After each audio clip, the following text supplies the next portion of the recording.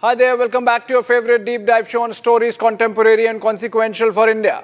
This week we pick three, two domestic and one from foreign affairs. First up, ever wondered how the markets reacted to Moody's downgrades of India in the early years of liberalization? Those ratings agencies acted as a Damocles sword on our economy and a geopolitical weapon to control India's march to progress, as also that of the developing world. Now India is hitting back with a rating system of its own. We take a look. Second, has Donald Trump overplayed the tariff card?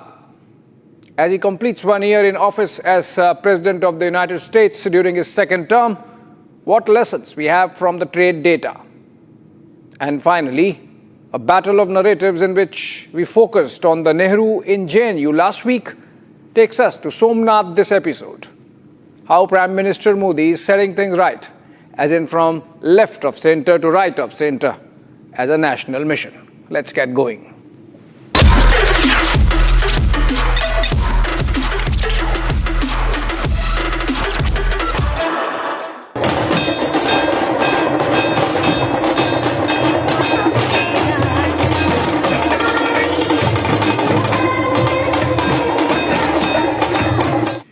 More people searched for the Somnath temple on Google this week than all of the last 20 years. That's the kind of impact Prime Minister Narendra Modi's brainwave of marking 1,000 years of the attack on the temple by Mahmud of Ghazni as Swabhiman Parv, festival of self-respect, had on the masses. The historical site, sacred to a great mass of Hindus, saw repeated attacks and reconstructions over the millennia. And the Swabhiman Parv marked the first major recorded attack in 1026 by Mahmud. Now, nobody denies the historicity of those attacks. After Mahmud destroyed the temple built by the Solanki king Mularaj in 1026 Common Era, there was another round of demolition that Somnath faced at the hands of Alaf Khan, a general of Alauddin Khilji in 1299. Subsequently, Muzaffar Khan, a governor of Gujarat, desecrated the same temple in 1394. Sultan Mahmud Begra in 1459. And then, during the Mughal reign of Aurangzeb, Somnath was ordered demolished thrice in 1669, 1702 and 1706, by which time it was almost turned into a mosque. This repeated destruction should ideally be seen as evidence of kind of repeated reconstruction that was done by the Hindus over all these years and centuries. But that's where history writing comes into play. Last episode, I narrated how JNU became a left bastion by design and not default. India's first Prime Minister, Jawaharlal Nehru, willed the intellectual spaces of India, from university campuses to the bureaucracy to the cultural institutions, to be filled with left-of-center ideologues, thus providing an inexhaustible supply of talent for his socialist governance. A product of that was history writing, which doctored a sanitized past of India, where either no brutal attacks on our civilization, the likes of which Somnath and Nalanda faced, happened, or if those attacks had to be acknowledged, the scale of destruction and their motivation in the iconoclasm of medieval Islam had to be muted. Enter Romila Thapar, a professor emeritus of JNU. Yes, the same JNU we discussed.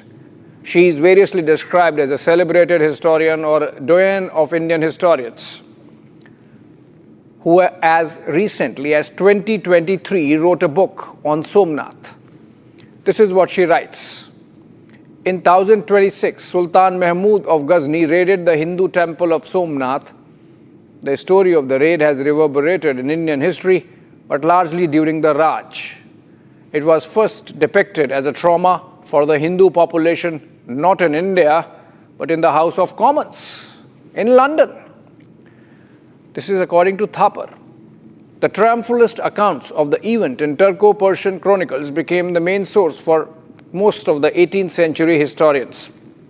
It suited everyone and helped the British to divide and rule the subcontinent. That's what Thapar says. For her, the temple was destroyed by Mahmud in search of a medieval Arab goddess, Manat, and not because he saw in Somnath a symbol of Hindu civilizational pride. She further says in the book that the temple was rebuilt by Kumar Pal as per some Jain chronicles, not because it was destroyed by Mahmud of Ghazni, but because of the corroding effect of the seas, because of which the temple lay in a dilapidated state. Such chicanery of words, and guess what? The likes of Thapar made a lifetime, complete with Padma Awards, out of this intellectual dishonesty, courtesy Nehru's patronage. Pandit Nehru himself was so discomfited by the reconstruction imagined by Sardar Patel, supervised by Kanhaiya Lal Munshi and blessed by the then President Rajendra Prasad, that he wrote as many as 17 letters marking his opposition to the Somnath project. In one cribbing apologia to Liaquat Ali Khan, the then Prime Minister of Pakistan, for example, Panditji protested that Pakistani radio was speaking of doors of the Somnath temple being brought to India from Afghanistan, while there was no truth to the story. Guess what?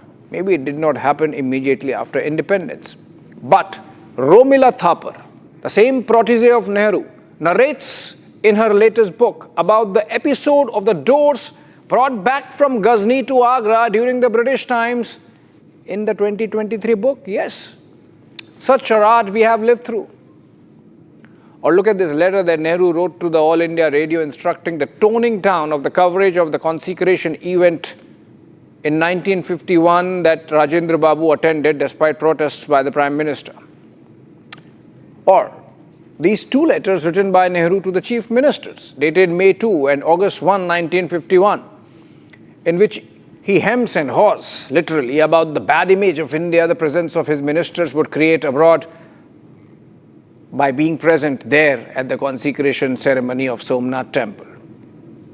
Guess what? Nehru did not want to get the optics wrong then, just as Modi did not want to get the optics wrong now. Only the audiences are different. For Nehru, the audience was the Islamic world in West Asia and the Muslim population back home. For Modi, the audience is Hindu and at home. Irony is that Modi has been bestowed the highest civilian honors by at least a dozen Islamic nations, including Saudi Arabia, the custodian of the two holy mosques of Islam. The fact is, they care two hoots about India's internal politics so long as principles of natural justice and good governance are followed. They would not have cared then also, in Nehru's times. Just that it was only in Nehru's mind that the reconstruction of Somnath conflated with secularism and not reclamation of India's civilizational pride. Modi has corrected that wrong. That takes us to another wrong Prime Minister Modi is correcting, subtly, slowly, but surely. For those who came of age through campuses during India's early liberalization years, the terror of credit rating agencies would be sort of fresh in the minds. They literally determined our collective destinies by throwing up jumbled soup of alphabets. If you were AAA or AAA, you were in the elite company of Western nations. And the global financial establishment looked at you with benign indulgences, like cheap capital. If you were BB or worse, junk, your goose as an economy was cooked, which happened with India a couple of times with ratings downgrades through the 1990s and 2000s. Despite our size and scale, we were helpless. We did not control the process or the product. Like India, rest of the non-Western world, increasingly called Global South these days, was a mute spectator to a few deciding the fate of the many. Not anymore. There's the pushback. This coming week, India is launching its own yardstick to judge the rest of the world. It's going to be called RNI, Responsible Nations Index. Not exactly similar as the financial ratings, but that's the whole debate. Who gets to decide where you stand in the Committee of Nations? Let me first dig a little deeper into the existing system. Going back to the end of the World War II and the setting up of the Bretton Woods institutions, the IMF and the World Bank, the framework cast US hegemony in stone with dollar as the default reserve currency of the world pegged to the gold, and the transatlantic Western Bloc acting as its guarantor. Metrics like the GDP growth, debt to GDP ratio, and inflation became the universal yardsticks of judging a country's credit worthiness. So far, so good. By the 1970s, 3 private agencies monopolized the game. Recall how the mood of the Moody's, standards of S&P or Standard & Poor, or fiddling by Fitch, all 3 US-based, in the case of Fitch, French-owned, would determine the cost of borrowing for nations including India. The big 3 came to dominate almost 100% of the world ratings market by the turn of the century. There's a template of cognitive bias. The big 3, in tandem with the IMF and the World Bank, between them enforce Western ideals: cut welfare, privatize, open markets, or face higher costs. This essentially became a system like a straw-sucking savings from the global South, funding consumption in the global North, even as the global South borrowed back at premiums dictated by the same biased ratings. It's a rigged game where ratings act as enforcers, limiting sovereignty and perpetuating inequality. Investors treated ratings as gospel. Pension funds and banks face mandates to favor high-rated bonds.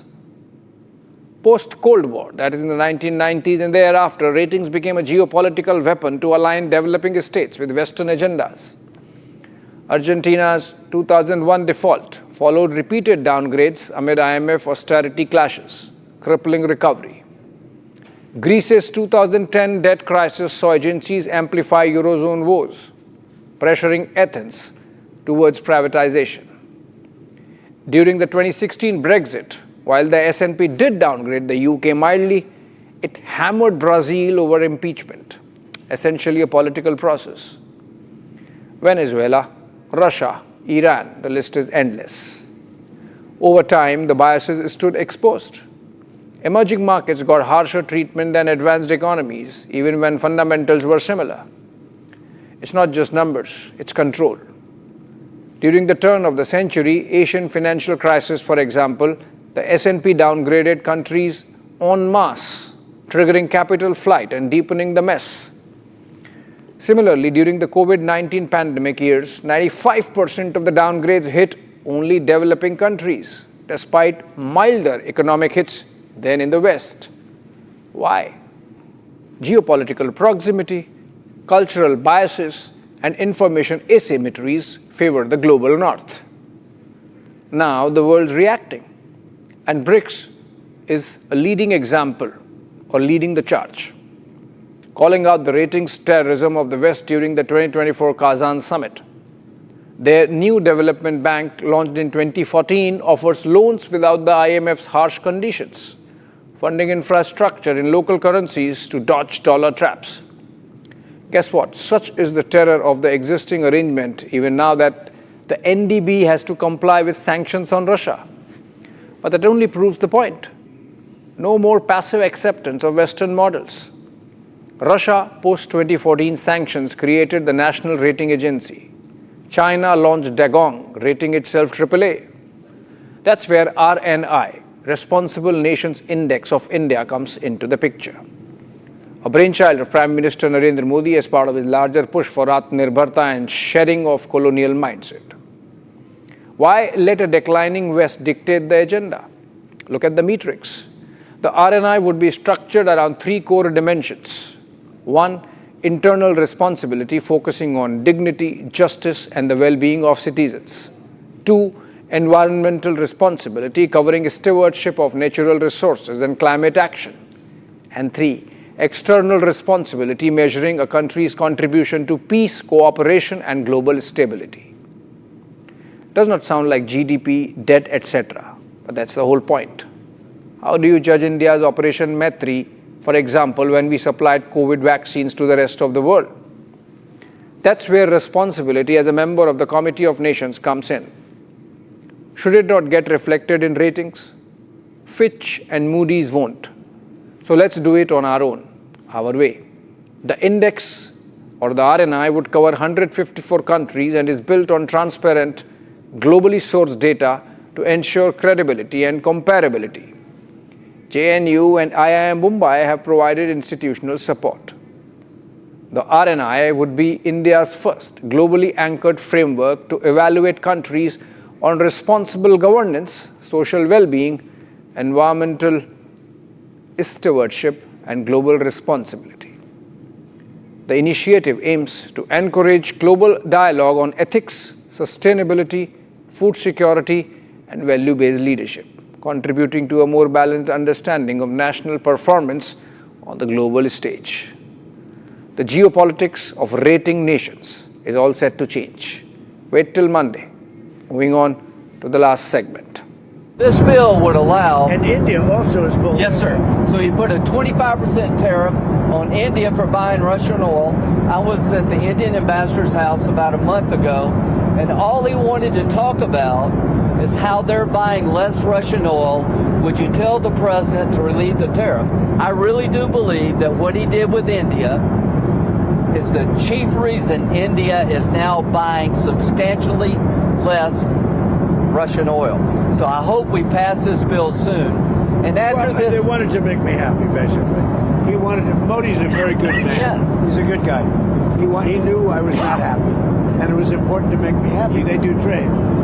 And we can raise tariffs on them very quickly, and it would be very bad for them.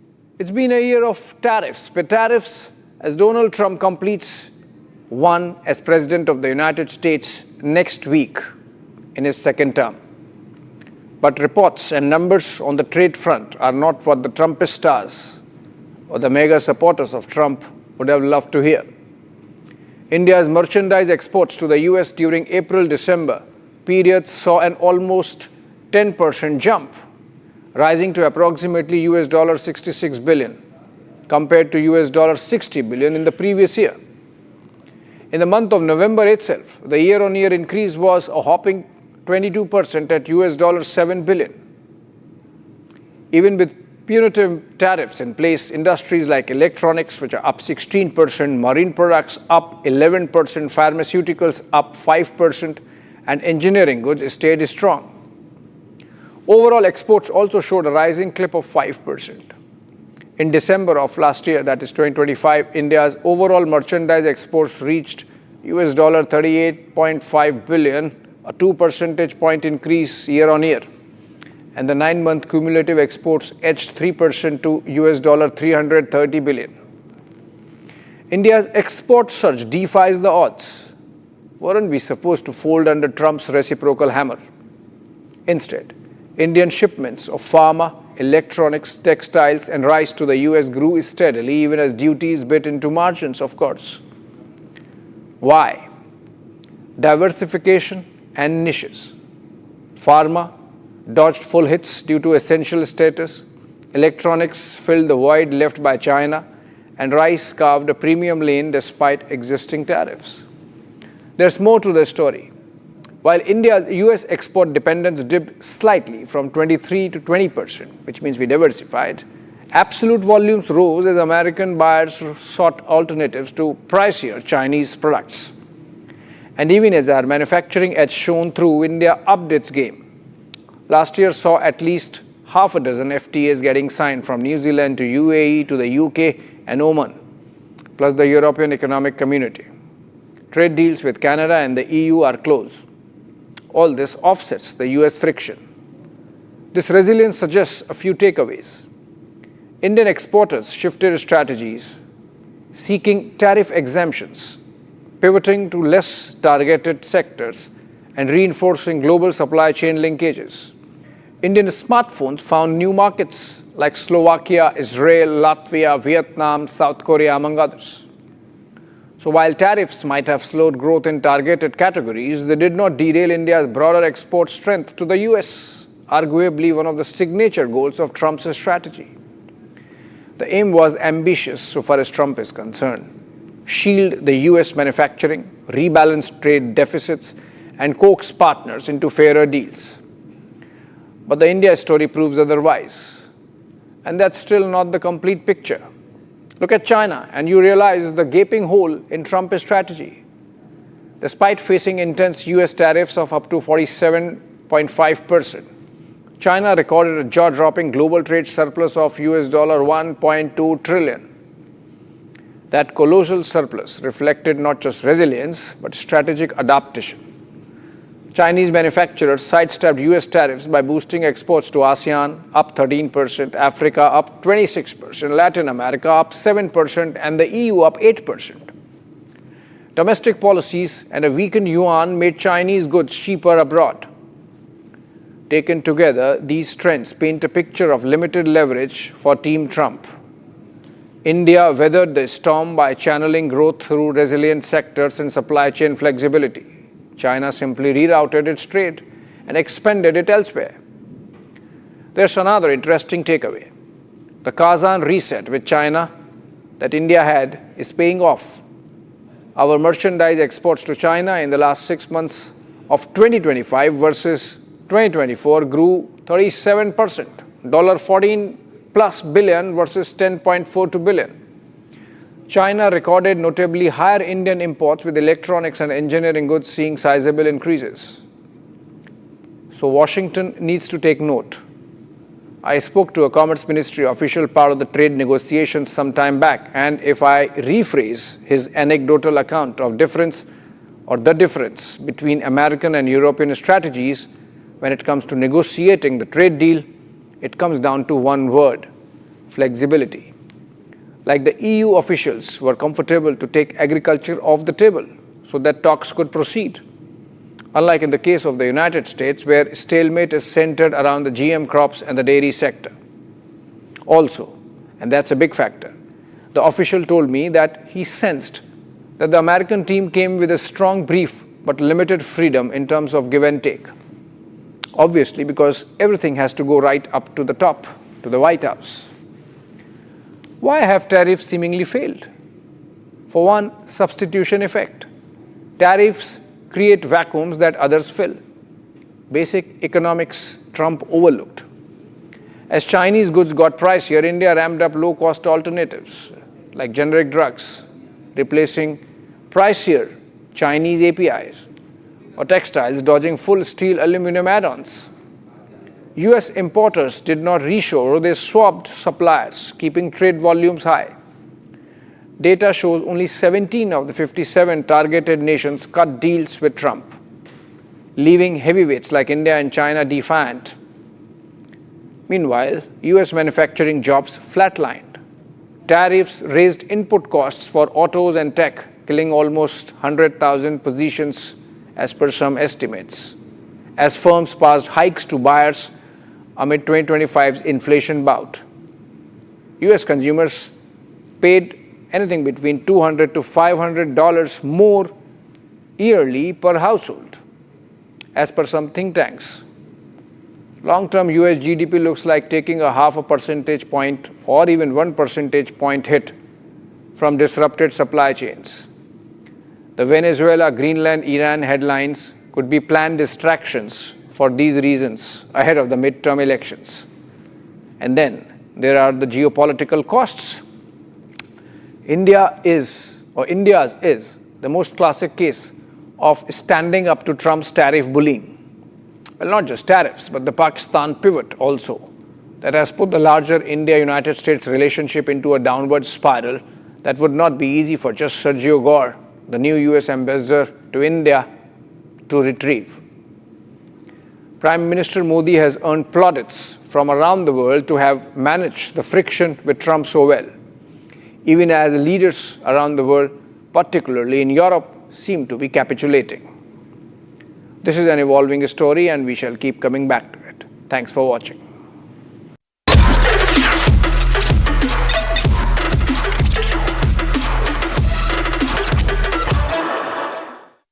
MDH की हल्दी मिर्च